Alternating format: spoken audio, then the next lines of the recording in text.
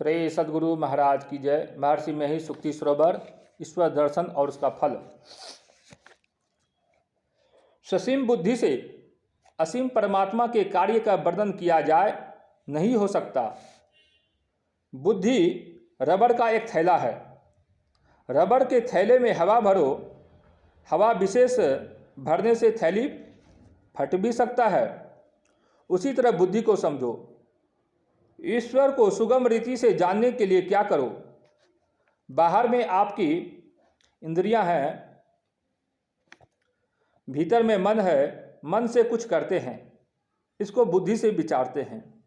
बुद्धि पीछे बनी, फिर मन, और पीछे बाहर की इंद्रियां बनी। जो जितना पीछे बना वह उतना स्थूल है।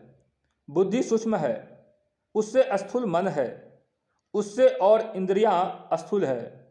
बुद्धि को सारथी, मन को लगाम और इंद्रियों को घोड़े कहा गया है।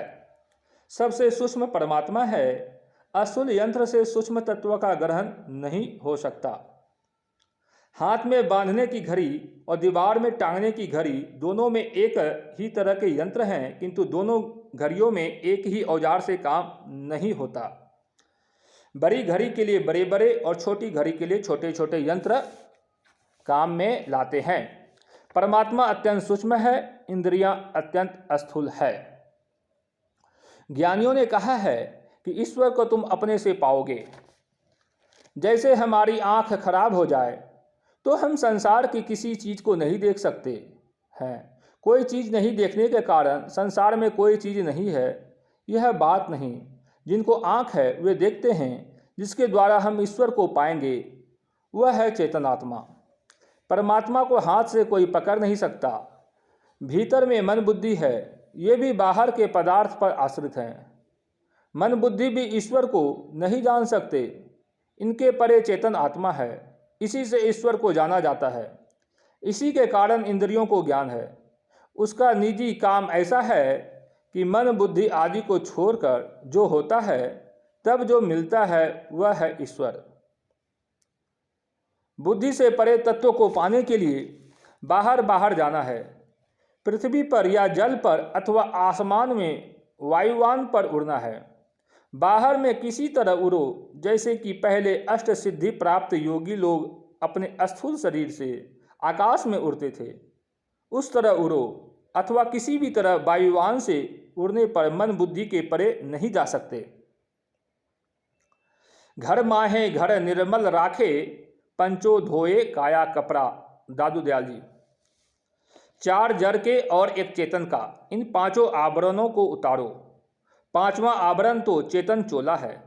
इस स्थूल शरीर रूपी घर के अंदर जो सूक्ष्म शरीर रूपी घर है, उस घर को पवित्र रखो। स्थूल शरीर को जल से धो। सूक्ष्म शरीर तब धुलता है जब इस पर से स्थूल का आवरण उतरता है। कारण तब धुलता है जब इस पर से सूक्ष्म का आवरण उतरता है। महाकारण तब धुलता है जब इस पर से कारण शरीर का आवरण उतरता है। और कैवल्य चेतन तब धुलता है जब इस पर से महाकारण का आवरण उतरता है। इस प्रकार 5 आवरण उतर जाने पर प्रभु छिपकर नहीं रहते। जैसे पलक का आवरण उठाने पर या किसी के मोतियाबिंद के पत्थर को निकाल लेने पर उसको सूझने लगता है, उसी तरह जीवात्मा के ऊपर से आवरण हट जाने पर परमात्मा दिखते हैं। कितने लोग कहते हैं कि ईश्वर आकर स्वयं दर्शन देंगे। जिस रूप में हम दर्शन करना चाहेंगे, रूप को देखने से ईश्वर स्वरूप का दर्शन नहीं होगा। राम, कृष्ण, दुर्गा, शिव आदि अनेक रूप हैं और इन सब रूपों को लोग ईश्वर मानते हैं। ठीक है, लेकिन क्या अनेक रूपों में होने के कारण ईश्वर अनेक हैं? ईश्वर अनेक हैं यह किसी को मंजूर नहीं हो सकता।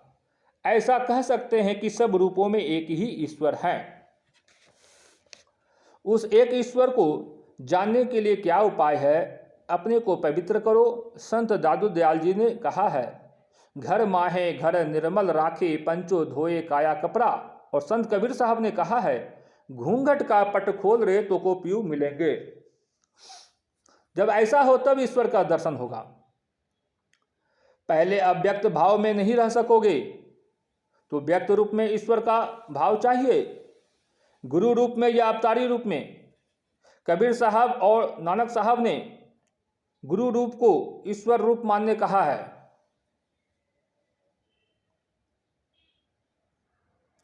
आप किसी अवतारी में ही वह भाव रखिए तो ठीक है, किंतु और आगे चलिए, स्थूल से सूक्ष्म की ओर भी चलिए, ईश्वर के सूक्ष्म रूप में आसक्त होइए। श्रीमद् भगवद गीता बतला देती है कि ईश्वर का अनोरणीयाम रूप है। उपनिषद भी अनोरणीयाम कहती है, इसी को हम लोग बिंदु कहते हैं। यह दर्शन सूक्ष्म दर्शन है। स्थूल व्यक्त छूट गया, सूक्ष्म व्यक्त उपस्थित हो गया। केवल इतना ही कहकर संतों ने नहीं छोड़ा। विवेकानंद जी ने कहा, वह प्रभु अंतर्दृष्टि से ही देखा जाता है। जब केवल आत्मा ही रहे तब जो आत्मदृष्टि होती है, उस अंतराम दृष्टि से परमात्मा दर्शन होता है। आत्मा ही दृष्टि रूप है और आत्मा ही सब ज्ञान को जानती है। केवल चेतन आत्मा हो तब अंग विहीन आत्मा से परमात्मा स्वरूप की पहचान और प्राप्ति होती है। इन आँख से ईश्वर का दर्शन नहीं हो सकता। कोई कितना भी विश्वास दिलावे कि इसी आँख से ईश्वर का दर्शन होगा, लेकिन यह बात विश्वास के योग्य नहीं है। इंद्रिय रहित होकर चेतन आत्मा को अपने आपे से ईश्वर का दर्शन होता है।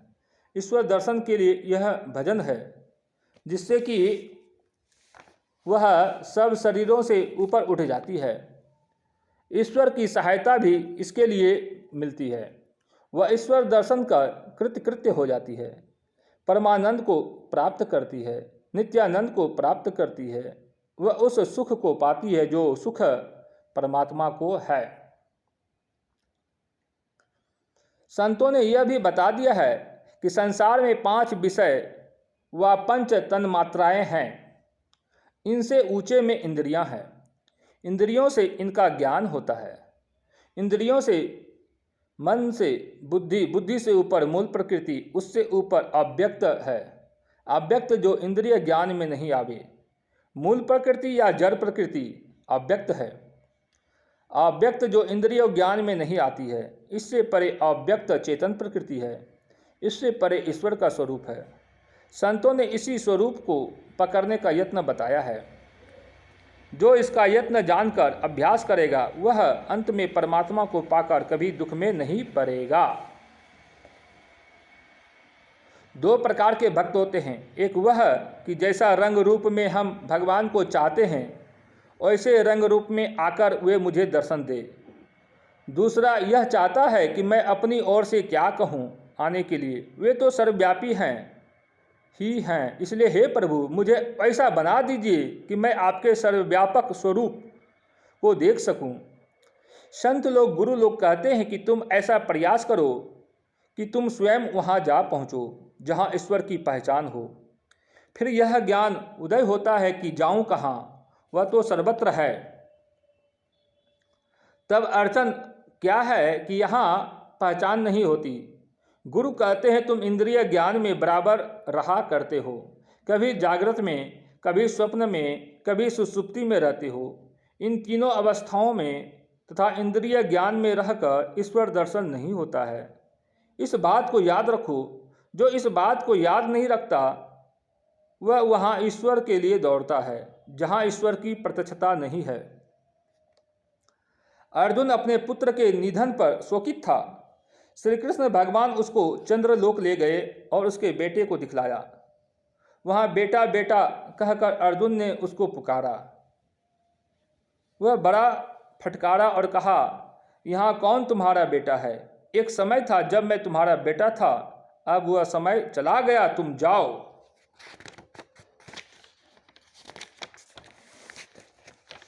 आज के वैज्ञानिक लोग चंद्रलोक गए हैं, लेकिन उनको पता नहीं लगा है कि वहाँ क्या क्या है।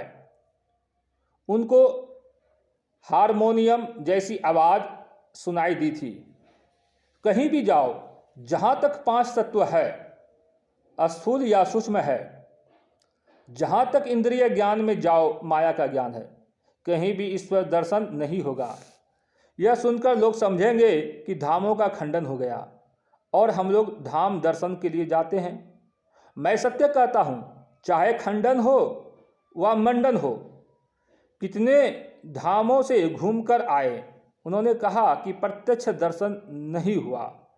यदि मेरी बात का विश्वास नहीं हो तो तीर्थों और धामों में घूमकर देख लो।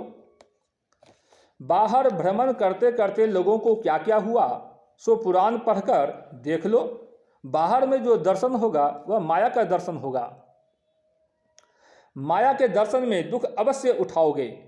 मनु शत्रुपा की कथा तुलसीकृत रामायण में लिखी है और कश्यप अदिति का तप भी लिखा है। उन्होंने कितना तप किया पढ़कर देखो। जैसे रूप का दर्शन चाहते थे वैसे रूप का दर्शन हुआ। वह क्या था? माया रूप का दर्शन था। सो हुआ। उनसे माया का वरदान मांगा, यानी उनके जैसा पुत्र मांगा।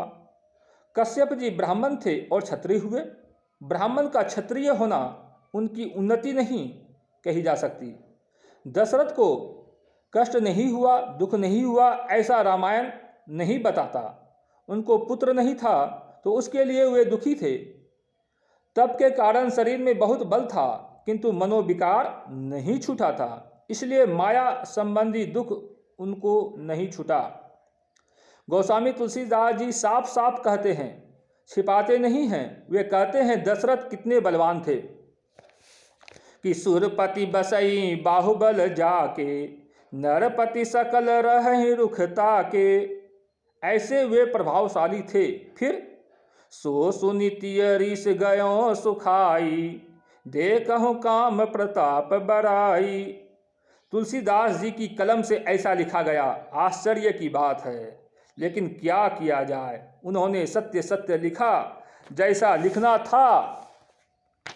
सूल पुलिस असी अंग व निहारे, तेरति नाथ सुमन सर मारे। अब तुलसीदास जी और क्या कहेंगे। इसी से कहता हूँ, अगर रामायण सत्य है तो यह बात सत्य है। मैं अपने से देखकर नहीं कहता। मनोविकार पर दशरथ जी को विजय नहीं थी, लेकिन जो अपने अंतर्मुख होते हैं और अभिलाषा रखते हैं कि शरीर इंद्रिय ज्ञान से हीन हो जाऊं तब दर्शन करूं, तो उनको ये बातें होती है कि उनको निर्मायक रूप का दर्शन होता है, जहां कोई विकार नहीं, कोई कष्ट नहीं। ईश्वर वही है जिसका दर्शन केवल चेतन आत्मा से होता है। इसको याद रखो जितने बैठे हुए हो, नहीं तो भ्रम में दौड़ते फिरोगे। ज्यों कुरंग निज अंग रुचिर मद, अतिमतिहीन मरम नहीं पायो। खोजत गिरि तरु लता भूमि बिल, परम सुगंध कहाँ ते आयो। गोस्वामी तुलसीदास जी। यह मृगा में ज्ञानहीनता है कि वह कस्तूरी की सुगंध बाहर में खोजता है, वैसे ही उसमें ज्ञानहीनता है जो ईश्वर को बाहर बाहर खोजता है। ज्यों सर विमल बारी परिपूरन, ऊपर कछु से वार तृण छायो। सरोवर में निर्मल जल है लेकिन सेवार और खर से आच्छादित है। उसके आवरण को हटाओ, निर्मल जल मिलेगा। इसी तरह ईश्वर ने जो स्थूल सूक्ष्म रूप में माइक आवरण का पसार किया है, उसको पार करो, ईश्वर प्रत्यक्ष मिलेंगे। जिस तरह बिना कील के जाता चक्की नहीं चल सकता, उसी तरह इस संसार की भी कोई कील होनी चाहिए। सारे संसार को देखते हैं, यह चाक के समान घूमता है। तारे एक ही जगह पर रहते हैं सो नहीं, सूर्य और चंद्रमा भी एक ही जगह पर नहीं रहते। जिस कील पर ये सब घूमते हैं वही कील परमात्मा है। उनसे ही जितने पिसान हैं पीसे जाते हैं। जो परमात्मा रूपी कील से चिपके रहते हैं वे पीसे नहीं जाते। संत कबीर साहब ने बड़ा अच्छा कहा है कि काल रूप चक्की चले सदा दिवस अरु रात, अगुन सगुन दुई पाटला तामे जीव पिसात। आसे पासे जो रहे निपट पिसाबे सोय, अकीला से लागा रहे ताको विघ्न न होय। संत लोग यही बात कहते हैं कि कील से लगे रहो। गुरु के द्वारा ईश्वर का ज्ञान प्राप्त करके उनके स्वरूप को पाने के वास्ते जो साधना अपेक्षित है वह करनी चाहिए, तब ईश्वर का प्रत्यक्ष ज्ञान हो जाएगा। केवल श्रवण मनन से प्रत्यक्ष दर्शन नहीं होगा, तब मन कहेगा कि प्रत्यक्ष दर्शन नहीं हुआ। मंदिरों में जाकर दर्शन कीजिए, दर्शन के बाद मन यही कहेगा कि प्रत्यक्ष दर्शन नहीं हुआ। संत मत न निर्गुण को छोड़ने कहता है न सगुण को। निर्गुण और सगुण दोनों को पकड़ो, लेकिन पकड़ने और छोड़ने का जो तरीका है सो गुरु से जानो।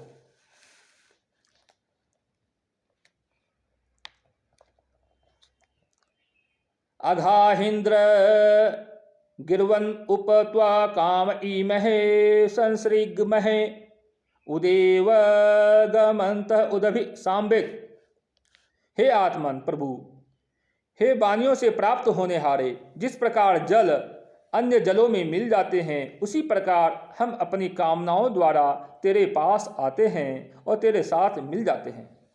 ब्रह्म को वेद में अप्रतर्कीय अवांग मनसो गोचर कहा है और कठोपनिषद अध्याय 1 बल्ली 2 में है, नायम आत्मा प्रवस्नेन लभ्यो न मेधया न बहुना सुतेन यमे बेश वृनुते तेन लभ्यस्तस्यस आत्मा विवृनुते तनु स्वाम।